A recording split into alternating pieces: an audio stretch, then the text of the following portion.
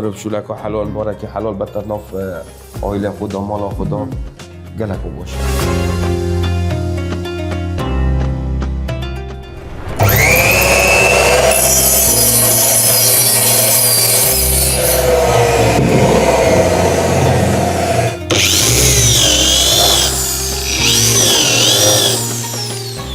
کاکشا خان بله.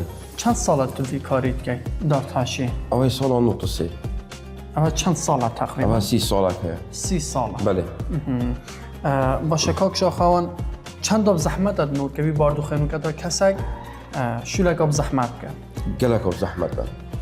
شولا جار شولا من یا نجاری گلک اب زحمت داد. اب زحمت. و رمضانه. نه رمضان گلک اب زحمت بس با مجبوری. ام شولا خود کین. بله.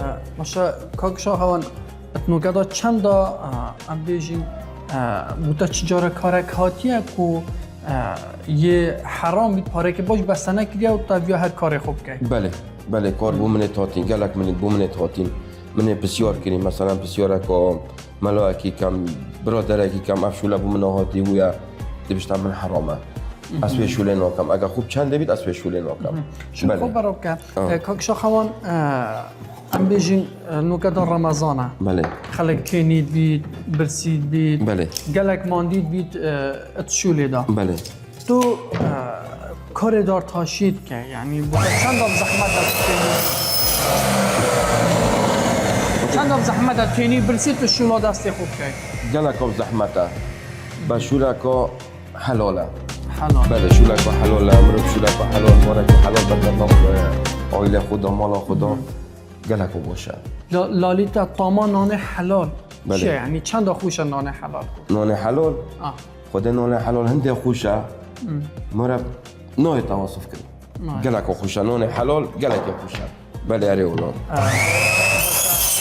کاکشا خوان بله. وقتی تو کار خودا تو ماندی بید تو زفری مال تو نانک حلال تو پیتوین خزانه خود زارو کن خود بینیم تا چه هست که چه دو از گلک مرتاح نکه مرتاح امشي مرتاح بله يعني بحسب ام مرتاح في شونه مثلا رمضان اللي تشمع مال اكي قلتي بورك يا حلال بوريك يا حلال جبت في المال بود بام يعني قالك بيسال بلندن وهيش بيسال بلندن بو عاود ياخذ بله کاکشا خوان هبویت شولاتا کو شوله گم ترسیدارج یعنی دو شوله دا جلوبر پیز بن بله. بی دسته بریندار بی یعنی چه وقتی که تو خود سروی شوله بگیری یعنی تحمل بکی سروی شولا حلالی کتت که هواته منها هواته منها هندا الصلاة الحمد لله كفنا بري دست من اوت مخرتم بس بولي فانا كلي ناخو بري والله بري كان داكش كفنا بري بس بولي فانا كلي الحمد لله بري با هواته منها شو لك وقال لك وفوق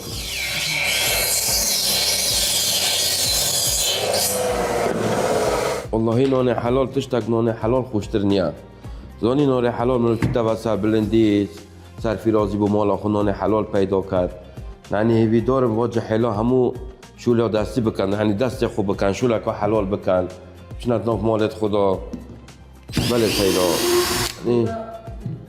بوده چند زحمت توی بروژه خدا بما قالك بزحمته بس الحمد لله شكر يعني مرفندي شولكة رمضان راسي مربي هاي روجينيا بله يعني شولك قالك خوشا رمضان شولك قالك خوشا رایبتین در جا شوه داتین شوه گلک خوشه با مرفتینید بید برسید بید بله پیدا کردن نان حلال میکردی ظرفی دا بزحمت گلک بزحمت نان حلال تو بی تو گلک زحمت تو زانی نان حلال گلک بزحمت